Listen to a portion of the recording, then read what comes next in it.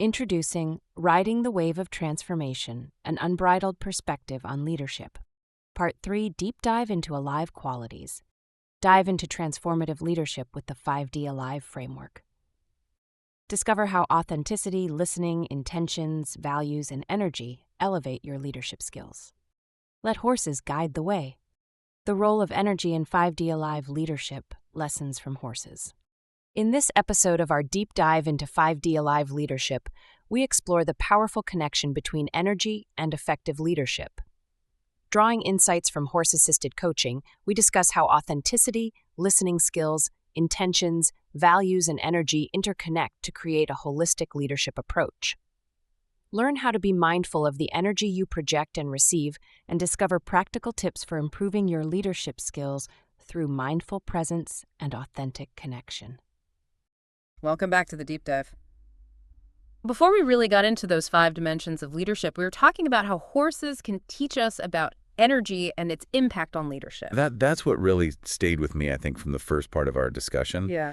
It's such an intangible thing, energy. Right. But as she illustrates with the horses, it's incredibly powerful. It is. I think something we often overlook Mm-hmm. in the context of leadership. And it's easy to dismiss it as woo-woo or overly mystical. Right. But think about it. We've all felt that shift in a room when someone walks in and they're either stressed or excited. Horses with their heightened sensitivity, it's just they make it more visible for us. Yeah, and it makes me wonder, if horses can sense our energy so clearly, how much are we picking up on, even subconsciously, from the people around us? Are we missing these crucial signals because we're just not paying attention? That's what she argues. Okay. And she suggests that we can develop our sensitivity to energy, to But like- become more mindful of what we're projecting, but also what we're receiving from others. It's like learning a new language. Right.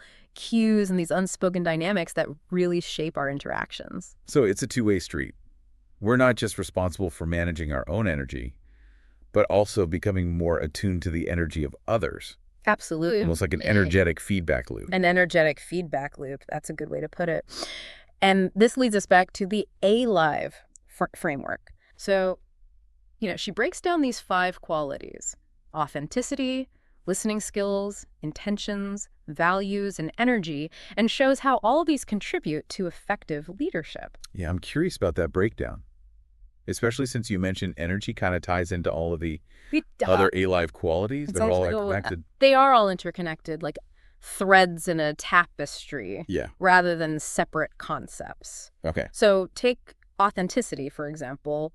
When we're genuine, true to ourselves, we project a certain energy, Right. one of confidence and congruence. Right. People sense that and respond to it. And it's like that saying, people may not remember what you said, but they'll always remember how you made them feel. Exactly. And that feeling is often tied to the energy Yeah. that we bring to the interaction. She shares a story about a CEO who, despite understanding the importance of trust intellectually, he struggled to put it into practice. Right. He couldn't understand why his team wasn't opening up to him. And it wasn't until he participated in a horse-assisted exercise Okay. where he had to relinquish control and trust his team to guide him Right. that he experienced this breakthrough. That must have been a humbling experience for a CEO, I know. used to being in charge. Right, but it was also liberating for him. Right. Because by letting go of his need to control everything, he was able to create space for genuine connection and trust to emerge. To emerge. His energy shifted, and his team responded accordingly. And it seems counterintuitive, right? Like letting go of control can actually lead to influence and impact. Greater influence and impact. But it's about authentic leadership requires vulnerability. It does. Vulnerability requires us to be present, Yeah, be present. both to ourselves and to others. For ourselves, to others. And that's where those listening skills come into play. That's where the listening skills come in. Not just about hearing the words, but about truly Turning in, being fully present in the moment, listening with empathy and without judgment. She talks about listening with your heart, which sounds very poetic, but But it makes sense, Yeah. It's about creating that space where people feel truly heard and understood. yeah, and I think of those times when you're talking to somebody, you can just tell they're not really listening. Right. They're distracted. They're thinking about their response. They're not engaged. It's frustrating. And it erodes trust. Yeah, yeah. She describes a leader who was tasked with leading a herd of horses without using force or coercion. And he was initially skeptical, but he was amazed by how easily the horses followed him when he simply focused on being present and listening to their cues. Almost like he had to let go of his preconceived notions about leadership. He did. Tap into a different way of being, one that was more receptive, attuned to the needs of the horses. And that's what she argues, is that same principle applies to human leadership. Okay. When we listen deeply, not just to the words, but to the emotions and the needs behind them, Right. we create a space for genuine connection and collaboration to flourish. It makes you wonder how many conflicts and misunderstandings could be avoided if we all just became better listeners. If we all just became better listeners, it's a simple thing, but so many of us struggle with it. Yeah, for sure. Well, she gives some practical tips for improving our listening skills. Okay. She suggests practicing mindfulness during conversations, consciously setting aside our own thoughts and distractions, reflecting on our listening habits. She even includes a link to a quiz where you can assess your own listening skills and identify areas for growth. Oh, cool. Yeah. I might have to check that out. Yeah. Okay, so the third alive quality is intentions, which seems especially relevant to leadership because leaders are the ones who set the direction, drive the team towards a common goal. Intentions are crucial. Yeah. And she emphasizes the importance of being clear about our purpose, what we want to achieve, the impact we want to have. Right. It's about moving beyond simply reacting to situations and instead consciously choosing how we want to show up and lead.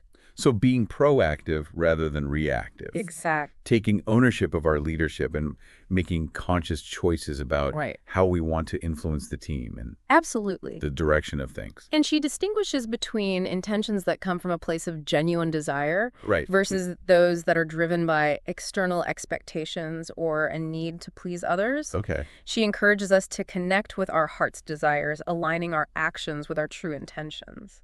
Yeah, and I imagine that could be a challenge, especially in it can be a work environment where there's competing demands and expectations. Yeah, how do you stay true to your own intentions? Yeah. When you're constantly being it's a balancing act for sure. Yeah. But she suggests that when we are clear about our values, it becomes easier to make decisions that are aligned with our true intentions. And that brings us to the fourth alive quality.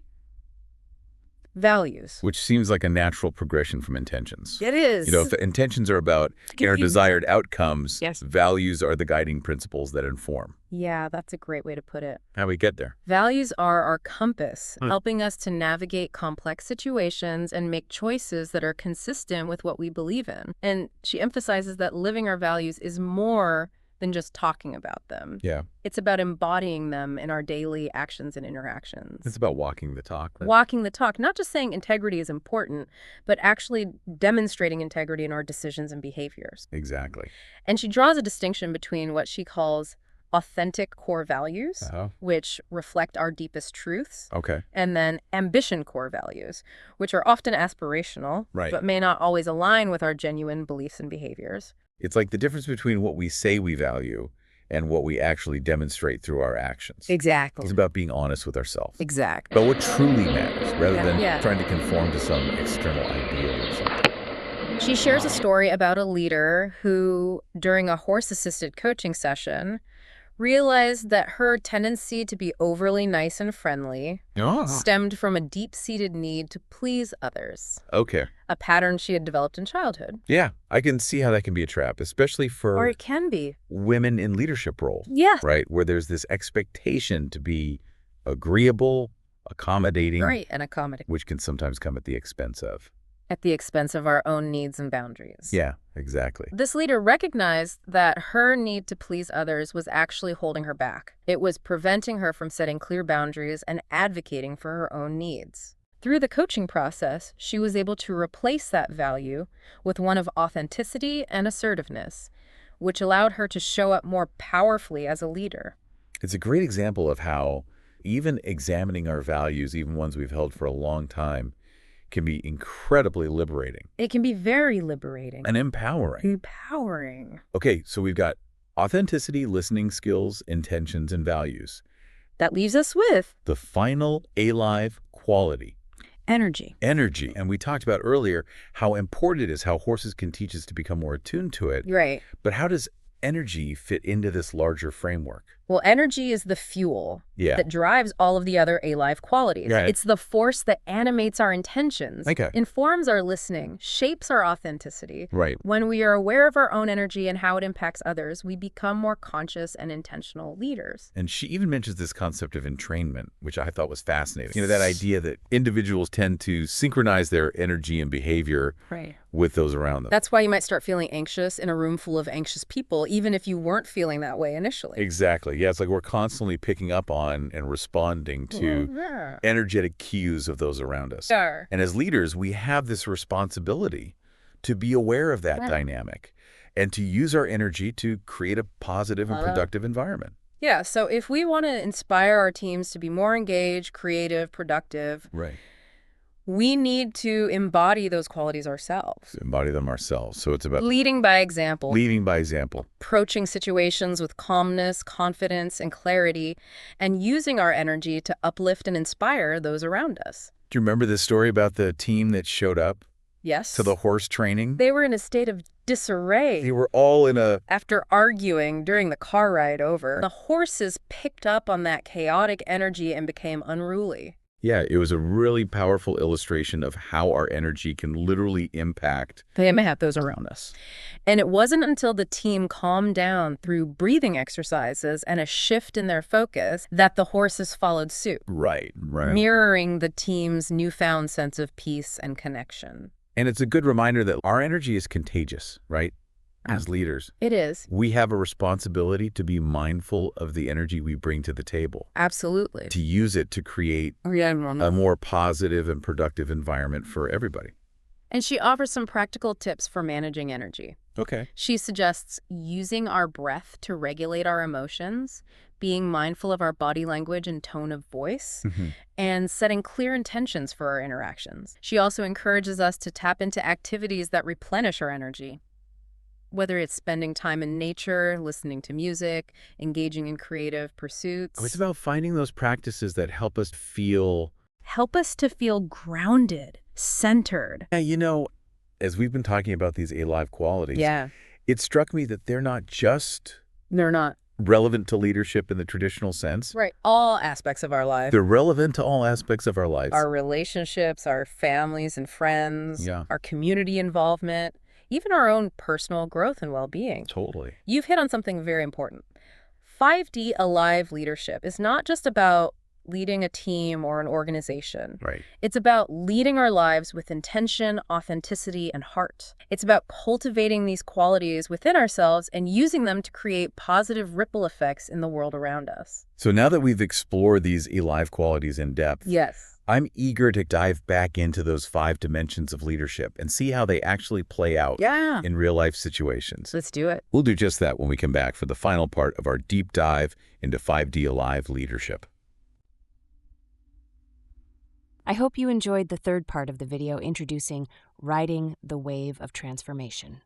In the final part of this video series, Part 4, 5D Alive Leadership in Action, we will unlock the secrets of 5D Alive leadership.